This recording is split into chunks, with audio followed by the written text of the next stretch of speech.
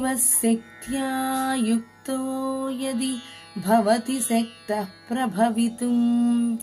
न चेदेवं देवो न खलु कुशलः स्पन्दितुमपि अतस्त्वामाराध्यां हरिहरविरिञ्चादिभिरपि प्रणन्तुं स्तोतुं वा कथमकृतपुण्यः प्रभवति तनीयां सम्पांसुं तव चरणपङ्केरुहभवं विरिञ्चिः सञ्चिन्वन् विरचयति लोकानविकलं वहत्येनं सौरिः कथमपि सहस्रेण शिरसां हरः संक्षुद्यैनं भजति भसितो धूमः।